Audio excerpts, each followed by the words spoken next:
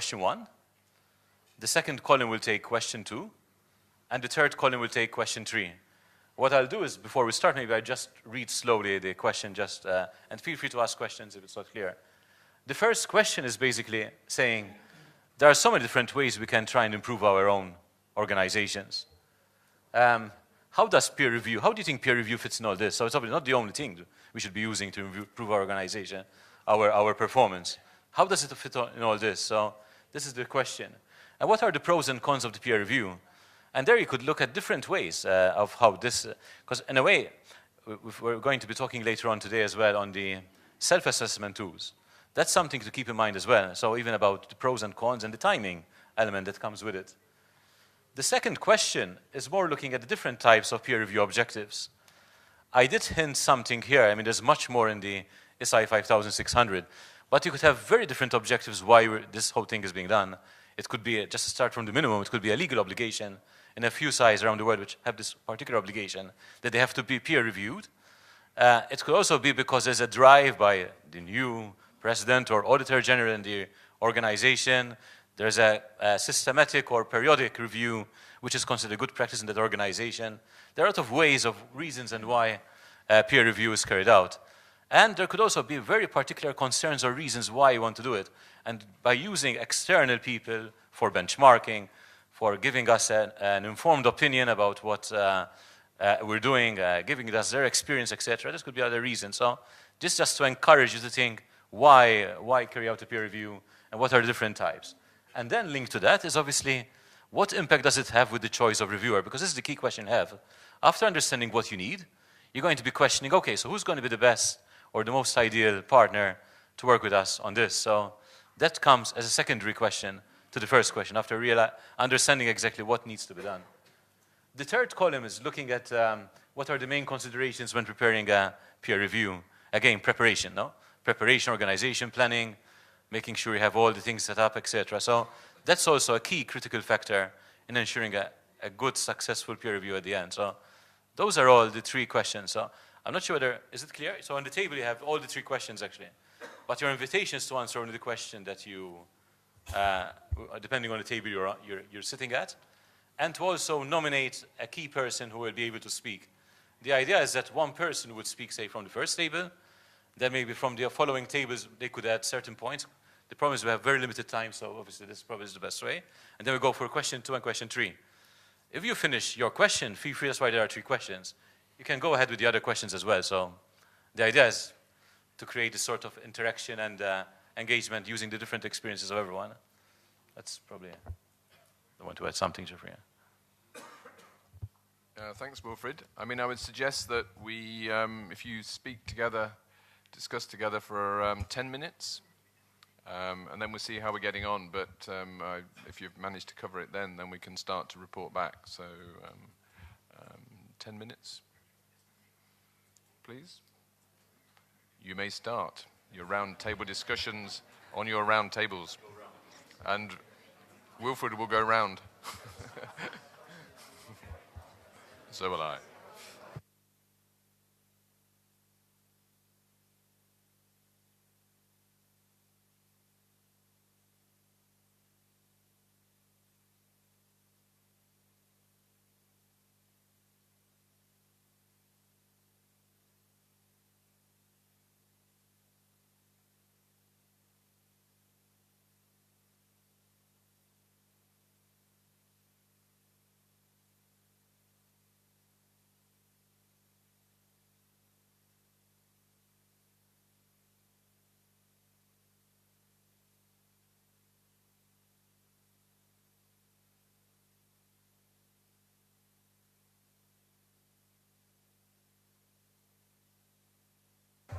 Hello, I've been asked to repeat again. So basically, this column here will take question 1.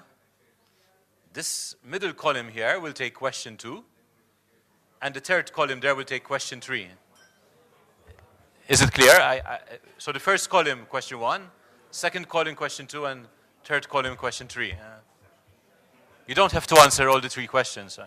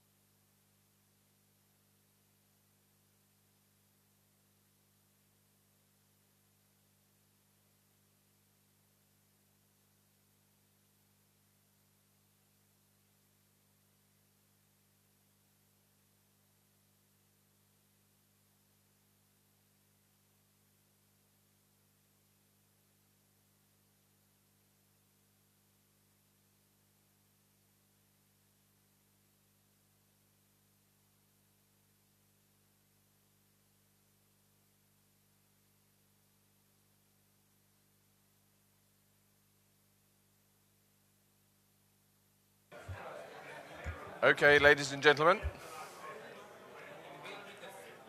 Ladies and gentlemen.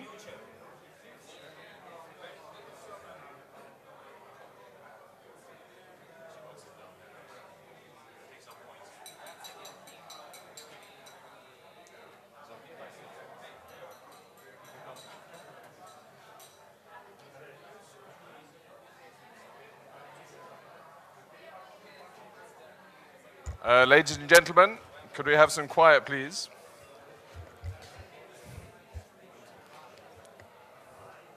Peer reviewers, we need your attention, please. Potential peer reviewers.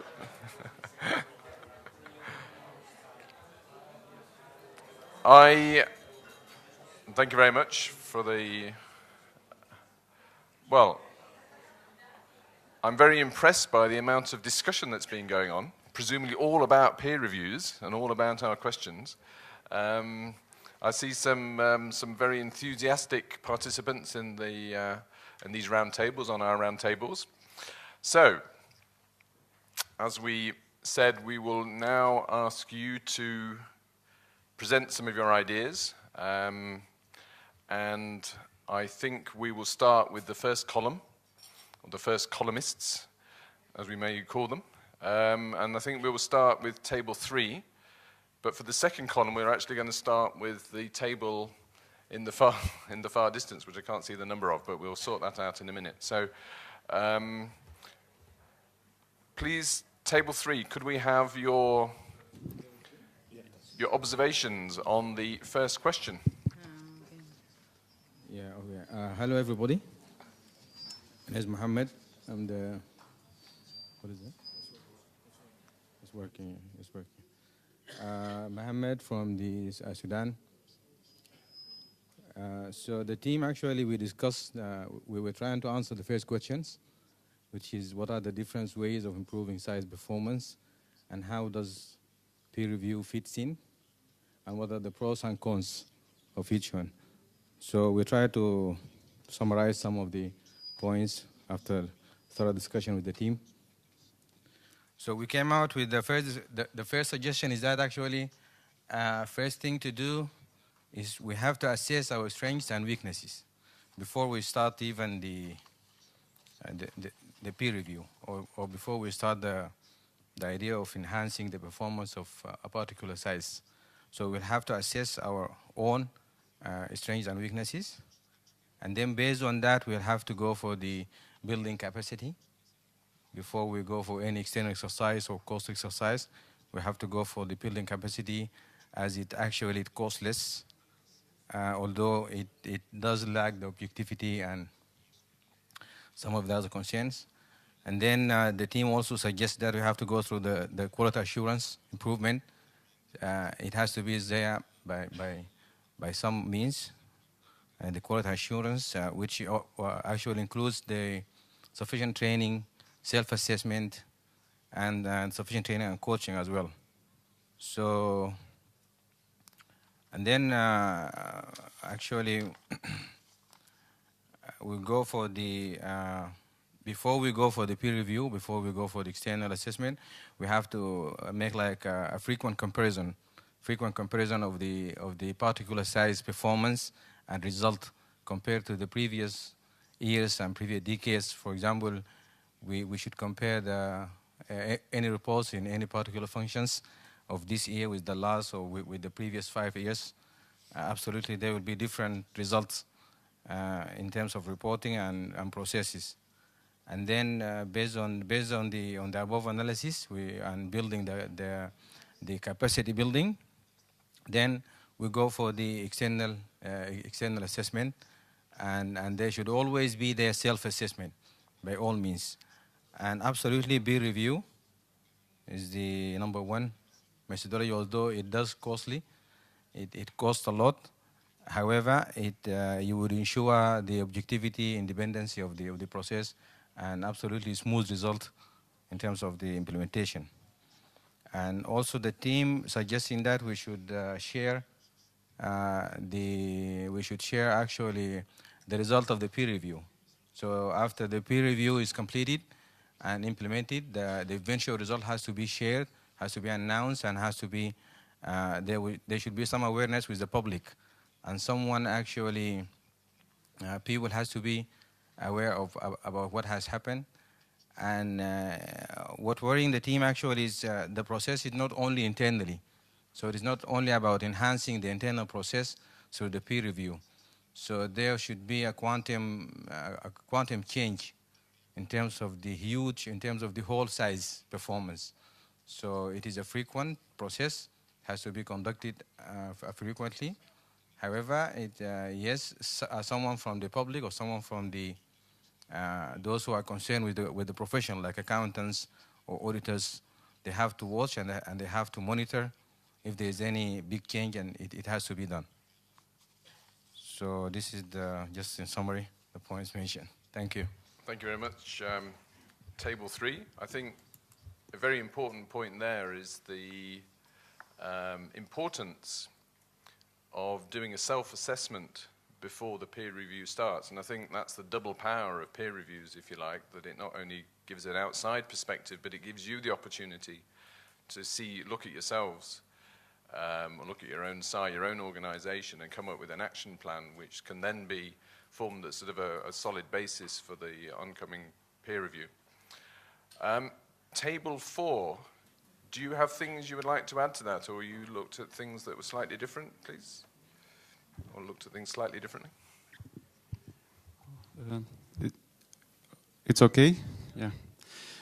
My name is Corneliu. I'm from SAI Romania, Court of Accounts. We agree with our colleagues from table number 3. Also, we would like to add that we know that self-assessment or peer review ends with a report. And on our opinion is very important, the peer review, because it is an important document, with a lot of credibility for the stakeholders, especially for the Parliament. A self-assessment has a minus because it is your insight. Maybe it's not really so objective like a peer review.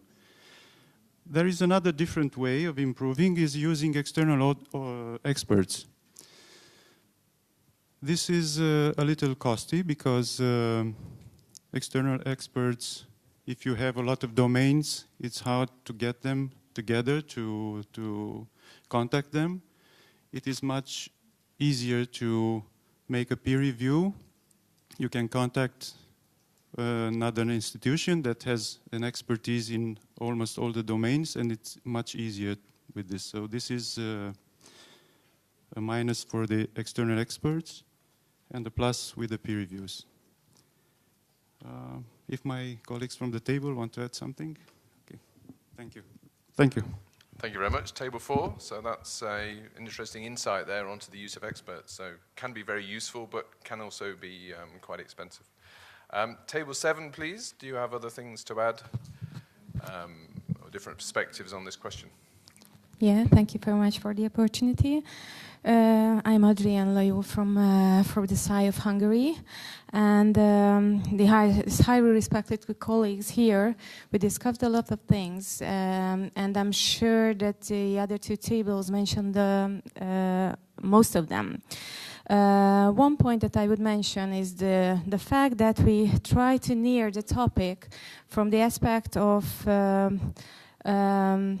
if we are talking about performance evaluation, we can talk about self-assessment and peer reviews, of course, but there are some other evaluation tools, such as external or private audits or balanced scorecard things or management evaluation things, and also some musts, such as statutory audits.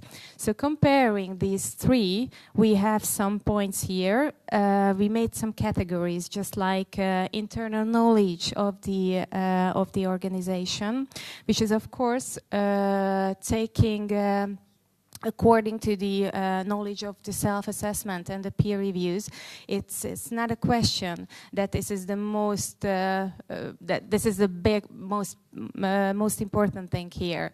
That making a self-assessment or peer review with a bunch of colleagues makes it clear that all the processes as internal knowledge is the highest, compared to an external review, for example.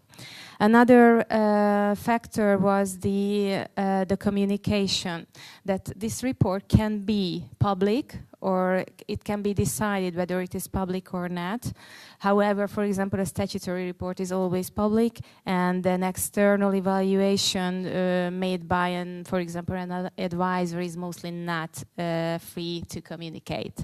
So that's also a factor. We also make some points regarding the expenses and the time which is needed to do an evaluation. It is also a factor to decide on.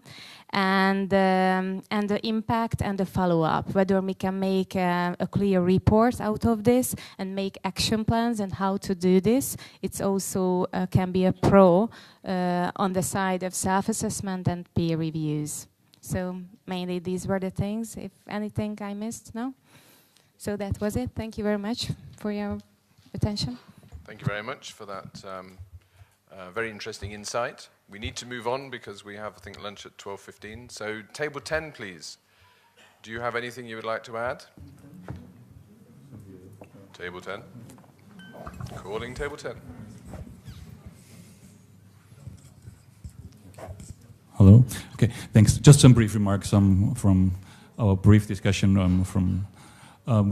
We basically discussed about 5 categories which have been mentioned. Obviously, you can improve by internal capacity building, reorganizations, better training programs, and advantages would be that they could be organized internally and obviously cheaper and quicker and easy, but lacking the external view, the third external, critical view.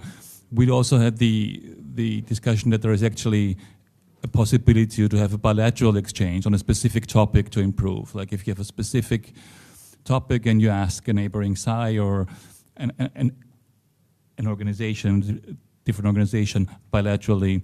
So that's also relatively easy to organize, but it's of course restricted to the specific topic. It doesn't improve your organization as a whole. Professional consulting has been mentioned by hired, paid external experts.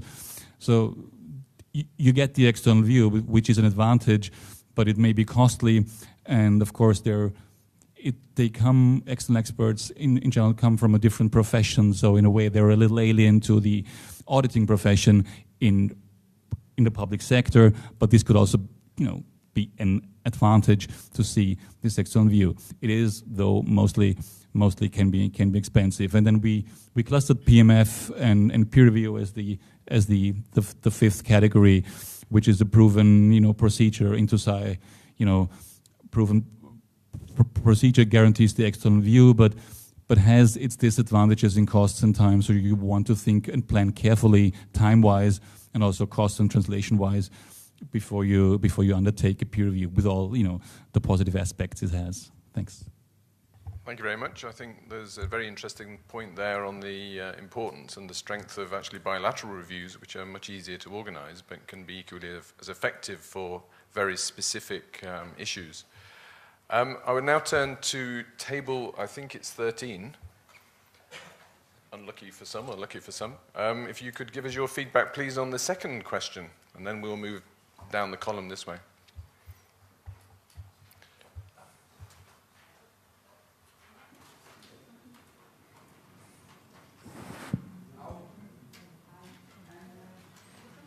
We still can't hear you, I'm afraid. It's obviously an unlucky table 13 with the microphones. Well, thank you. Yes, thank you for the generous introduction. I'm Willemien from the Netherlands Court of Audit, and it's my pleasure to give feedback on the discussion we had on our table. We had question 2 on the objectives of peer reviews, and we discussed that there are very different objectives to perform peer reviews, which I will not repeat here, but we concluded that the objective as well as the scope and the focus of peer reviews very much depends on the stage of development of SAIs and also the needs of an SAI. We also discussed that we found that the first peer review tends to be rather broad in scope in many SAIs, and that successive peer reviews are much more focused. And that it's even easier to do a peer review if you've got a rhythm going, like every 3, 4, 5 years. We also discussed that it's good to do a self-assessment beforehand to identify suitable topics and areas for improvement that you want to be the topic of the peer review. And that the choice of reviewer really depends on the topics that you choose. We discussed with the colleagues from Montenegro. They had a peer review which focused on strategic development, and they chose SAIs that are experienced in that field. Our Court of Audit in the Netherlands has had a peer review that focused on our performance audit practice. So we chose SAIs that are very experienced in that field, but we must admit that we also chose SAIs that spoke Dutch. So that's an easy option. So. Thank you very much. I think that's very important, showing the sort of strategic view of peer reviews over time, actually. These are not just one-off exercises. You need to consider how they fit in with each other and perhaps focusing down as you move along. Talking of moving on, I will now turn to table 11, please. I think this is Joep. Yes, it's me, Joep Vrolijk. I'm not representing a SAI here, but the table appointed me as their spokesman. I don't know why. Fully independent. We had here discussion on what were their objectives of these, the peer reviews they had. And we have it on the table Latvia, Poland, Tanzania, Monaco, and also Albania. And it appears that they all had different objectives, and I will repeat them, and maybe we can share them with you. The most easy one is Monaco, because they had no peer review yet, but they're only a very small organization, and they said, well, we are 8 people, we can just manage by walking around, we do not need that. But the table was anonymously, they said, we would like to help you and give carry out a peer review in your country, because they were very eager to go to Monaco. Now, that was one. Latvia is a very interesting one. They have could indeed find funding from the government to get this peer review done with 6 countries, many of them, and they had some different objectives.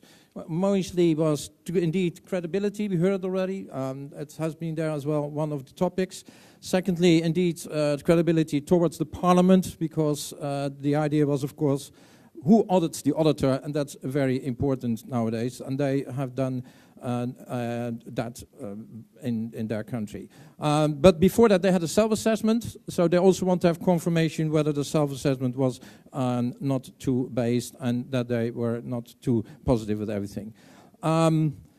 A side effect, that's interesting, a side effect of that activity was that they had 6 countries who did the peer review, and the people who did the peer review, they learned more from during the discussions on the reporting, during the reporting phase, learn more about their own country, how they work together, how they work at home or not, because they were sharing experiences with the 5 other countries. So that was a nice side effect, at least for Poland.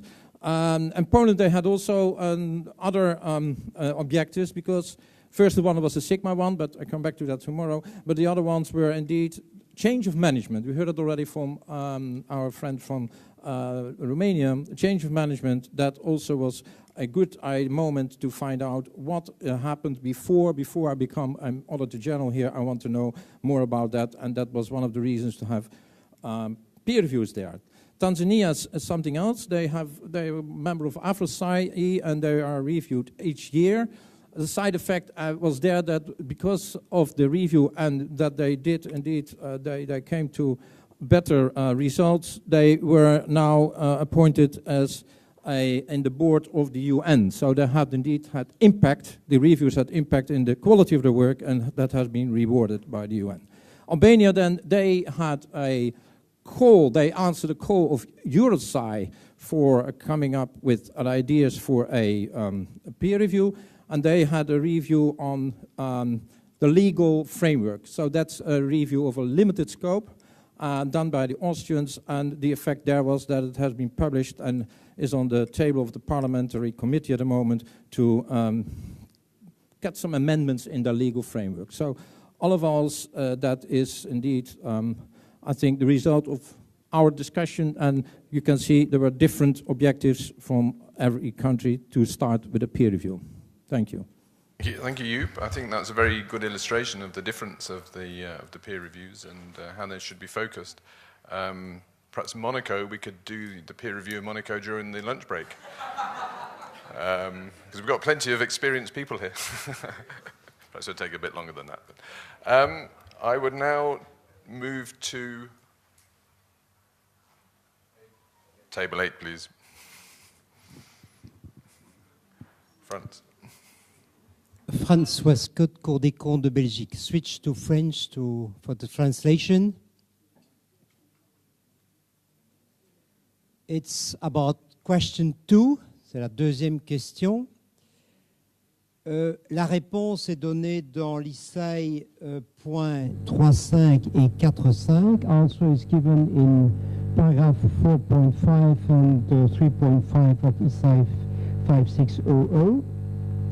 And I prepared a column with, je préparais donc un tableau avec 2 colonnes, type de peer review et choix, critères de choix. En synthèse, les objectifs, soit l'organisation du Supreme Audit Institution, soit une revue des processus, soit la communication. Donc 3 objectifs principaux.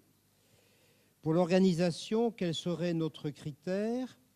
C'est le choix d'une Cour des comptes qui est totalement organisée de manière différente de la Cour des comptes de Belgique, pour confronter notre organisation avec une Cour des comptes organisée très différemment.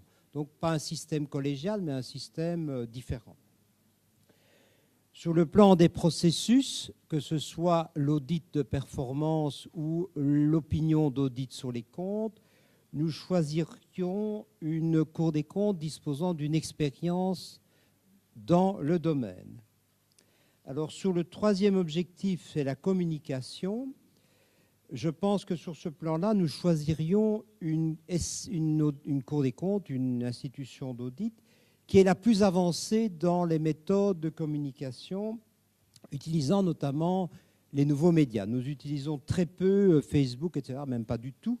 Et donc, ce serait utile de savoir si ces méthodes de communication amélioreraient notre crédibilité. Donc, 3 types d'objectifs et 3 types de critères pour chacun des objectifs. Merci pour votre attention. Merci beaucoup, Franz. Et la table 8, je crois qu'elle montre l'importance d'avoir les pairs très, très ciblés avec l'expérience nécessaire. Now we will turn to Table 5, please. If you have anything to add to what has been said. Thank you very much, Davina Dimitrova from the IDI. At our table, we discussed that, generally speaking, we can identify broadly 4 different types of peer review objectives, and they will impact, obviously, on the choice of the reviewer. Now, starting with strategic planning, where you are likely to conduct a peer review at the broad organizational level, so taking into account different areas of performance. And we discussed that there is a sort of a balance or a trade-off when it comes to the choice of institution you're going to go for in terms of a peer assessor. Because if you choose an SAI that is very close to you, you might end up not learning too much new things. Then again, if you're going to go for an SAI that is quite distinct, obviously that may impact on the relevance of the findings. Therefore, there is a trade-off and a balance in terms of, the choice of a peer SAI. And we discussed that maybe a mix and having more than one SAI when the objective is strategic planning would be most suitable. Then we also discussed that peer review can be done with the objective of living up to external expectations. In some countries, in fact, there is even a requirement in the law for a peer review. And then possibly the choice of an assessor will be of an SAI that is more experienced, has a stronger background. That also goes for if you're going to do a focused peer review of a specific area. And last but not least, we also discussed that peer reviews can be an effective advocacy tool when it comes to actually promoting externally the need for a performance improvement in a specific area, or even very critical issues such as gaining more independence, changes in the legal framework. And then again, having a peer assessor who is considered as has good practice when it comes, for instance, to the legal framework, that would be the way to go in terms of a peer assessor. Thank you. Thank you very much, Table 5, for those very interesting insights. I think one message there that's very important is the benefit of having a relatively wide range of experience of peers. You know, not only those that are very close to you in terms of format and perhaps geographical, but also people that can give perhaps a different perspective can be very important as well. I will now turn to Table 2, please. The last of our second columnists. You're on. Merci. Donc, Mohamed de la Cour des comptes algérienne.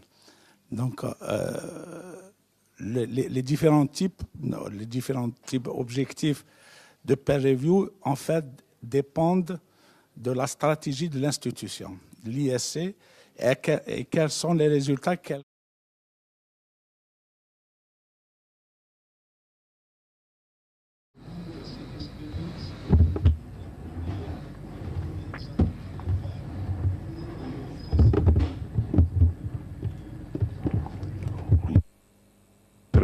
We need to set individual actions for the SAI, including organization and its strategy. And to investigate individual standards when planning an audit, as well as in planning human resources. So the objectives in the first phase is to secure sufficient variability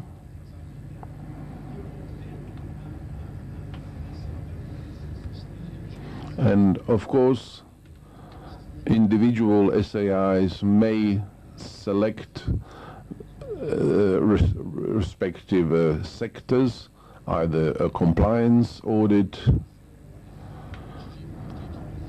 and it would be better also for this area to select an auditor that has competencies which are close to the SAI that will be subject of investigation. Of course, he needs to have sufficient knowledge and experience in the given field in order to be able to participate in this mission. It would be advisable if they selected such auditors who have the required experience from the given field.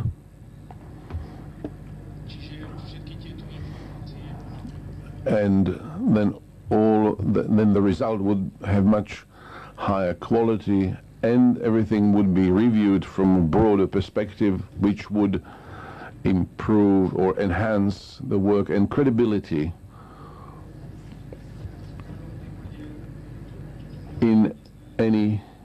at any rate, this can bring the best results. Très intéressant. I will now turn to the third question and the third column. So Table 1, please, if you would like to make your contribution.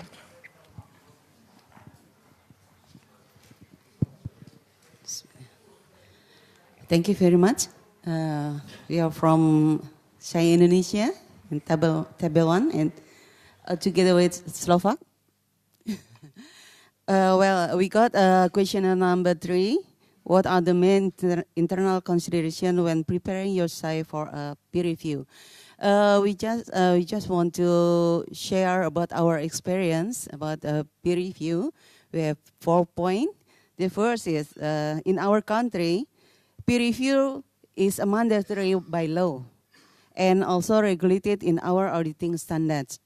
As such, it is a part of our 5-year strategic planning. For internal awareness, we did by meeting, reminding, and preparing, and also we put in annual plan every division. Second, we are also identification and preparation of our resources, consists of budget, human resource, and so on. And also it is coordinated functionally by principal inspectorate directly under chairman and vice chairman, from planning to implementation of the results, including monitoring and documentation mechanism for knowledge management. And the last, follow the SAI 5600. And in the last stage of the last peer review, we will evaluate together with the previous peer reviewer. Thank you. Thank you very much. I was just discussing about lunch, making sure that they won't be going cold, so we can carry on for a few more minutes. Table 6, please. Would you like to add to what has been said there and some different insights?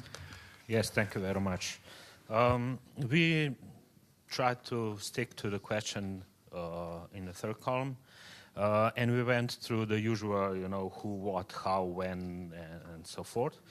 And at the end, when we exchanged the ideas, we figured out that the most important, the first thing that you have to consider is why you're actually doing it. Are we doing it for improvement of ourselves? Are we doing it to getting all the partners aboard? Are we doing it for external needs or reasons? And maybe most important questions, do we really want to change? That is under the why. That's the first step. Then it follows what and how. Those two parts are partly intertwined. If you want to actually do the self-assessment or peer review on the whole of your operation, on the part, just part of it, on which part? Do you want to do self-assessment first and then? So these are the logical things that we thought you should think about before you start preparing for a peer review.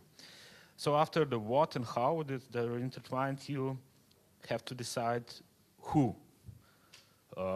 Inside your organization, the individuals, the departments who will be involved in it, and of course, which partners or peer reviewers you will try to engage, if it's possible. And at the end, you try, of course, to establish also the time frame when you will do it. So we figured that that's mainly the topics that you have to internally consider before you start this exercise. Thank you very much, Table 6. I was particularly taken by your question, do we really want to change? Should we actually be doing a peer review if we don't want to change? I mean, it should be a sort of a genuine contribution to making a meaningful change, one would assume. Table 9, please. Hello. My name is Hussam. I'm from SAI, Iraq. Actually, regarding question number 3, there are several considerations to be taken before starting the peer review process, actually.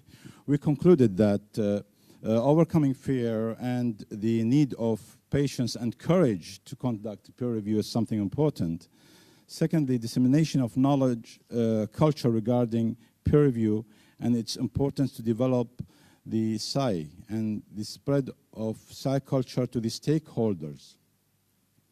Thirdly, disseminating the knowledge of peer review to Parliament and stakeholders to get their support because their support is required to address the problems identified in the peer review report. Lastly, identifying peer review report accurately to validate the process and results reviewed.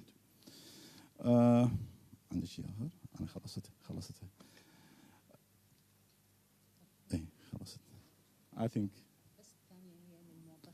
Actually, my second point is considers the staff, which is disseminating the knowledge of culture regarding peer review and its importance to develop the SAI for the staff. I mean, our own staff, the staff of the SAI. Definitely, language is a challenge, a big challenge between, let's say, peer review, and that's what we already take it into consideration here. I mean, there are those who say that peer review should be conducted with the same SAI speaking the same language, and the other opinion is that agree that language is not an obstacle that hinders the process of peer review. And indeed, we personally at SAI Iraq, we have an experience in peer review with the NCA, Netherlands Court of Audit. Language was not a big obstacle that hindered the process. We used two methods for translation. SAI Iraq translated all documents from Arabic to English, and we made use of external translators to validate our translation and presented this certificate to the NCA. Therefore, we find that language is not a big obstacle to obtain a certification from peer review institutions or SAIs to conduct the process. Thank you. I hope it's clear. Thank you very much. Your intervention shows that language is not an obstacle as well. So, yeah, I've been involved in peer reviews where the documentation has had to be translated, and I think this is something that's entirely feasible. But it's a greater burden on the reviewee SAI, and it requires more time actually for the planning and the preparation of the task. I will now turn to the next table, which is table 12, please, if you have something to add. Thank you. My name is Costa. I'm from the SAI of Bulgaria. I'll try to summarize my discussions with the colleagues here and try not to repeat what has already been said.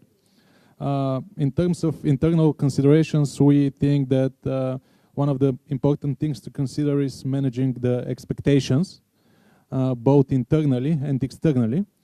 An important question that has arisen is how you communicate, or do you communicate a peer review result that is not very positive for the SAI to Parliament, for example. One of the ways to approach it is to decide on making a peer review at the start of the new management's term in office in order to determine a baseline on which to build the SAI in the next term of office.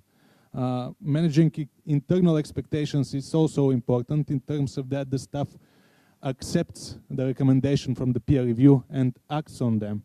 You have to create the internal environment, explaining beforehand the expected benefits of the peer review. Also in terms of organizing it, human resources that has been mentioned is very important. But probably a dedicated team has to be created, and those people, probably their other responsibilities have to be reduced in order for them to focus their attention on organizing and carrying on with the peer review. Because when people accept something as just an additional task, they don't tend to give their full attention to it. Also, when deciding on the scope, previous self-assessments were mentioned as a good tool. Building capacity for carrying those self-assessments, either with training people on the SAI-PMF methodology or into SAINT or IT self-assessment, those are good steps to take create professionals that can use those tools before actually carrying out the peer review. When deciding on the scope, taking strategic objectives into consideration is also important.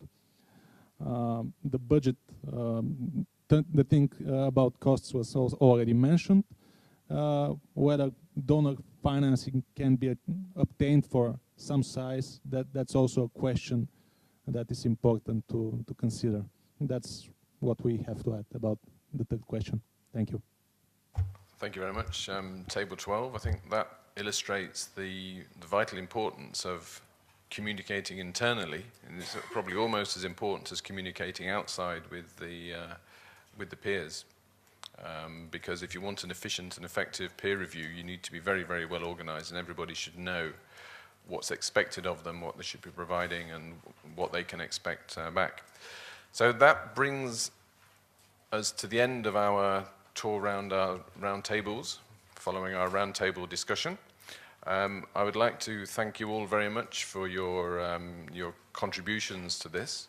I mean, the idea of these three questions was to create the opportunity for discussion to raise awareness of some of the issues, and I think we've managed that very well.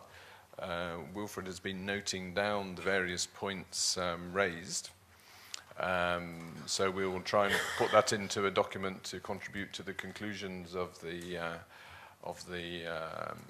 this event. I think in terms of the first question, the main point is you should not just be doing a peer review. Peer review will not solve all your problems. You should be looking at different ways of approaching improving your performance. And I think I was particularly struck by the thing, do you actually want to change? Is this a genuine attempt to improve, or do you just want a confirmation of your excellence? I think that self-assessment is critical, a key point for the preparation of a peer review, and hopefully to do a peer review on a basis where you've actually identified your weaknesses yourselves and have started to put together a plan to tackle it. I think the second point is that you need to ask relevant questions in your peer review, relevant objectives, and you need relevant peers to be able to contribute effectively to those questions. We've heard, I think it's explained quite a lot, that you need peers from organizations that are very close to your own, but also to have a wider perspective, perhaps from peers that are not as close to you, either geographically or the way that you're organized, to have a wide range of input. Because the benefit of having the peers is that you will get input from the various people, and they can only contribute to a stronger peer review. In terms of the third question, it demonstrates the importance of preparation, strong preparation internally. As I said, it's probably as important for your talking to people inside your own organization as it is talking to the peer review teams. An element that came up, which I didn't mention before, is the actually involvement of stakeholders. This is not simply an internally looking process. SAIs do not work in a vacuum, and it's very important. And the peer reviews I've done, we've actually been out and interviewed stakeholders in Parliament and in government and things, and I think they appreciate the opportunity to contribute. And I think the input that they give is actually strengthens the review itself, and also I think their acceptance of the whole process. So they see that it's a genuine attempt to bring everybody together and to identify how things could be improved. So with that, I will again thank you very much for your contributions, and I think now we can wrap this session up, and I think it's probably lunchtime. But I'm looking at my colleagues on the non-round table to confirm this. Thank you. Dear participants, thank you very much for your activity in this round table. It was very interesting and inspiring discussion, and I think that we can close our morning programs. the lunch will be in the restaurant on these floors. It's on the other side of this meeting room. And, sorry, floor up, not in this room, floor up. And in this time, I'd like to thank the moderator. Thank you very much for Jacek Mazur, Jeffrey Simpson, and Wilfred Aquila. Thank you very much. It's small present for you. And now the time for lunch, and we will see in this room at 1:30.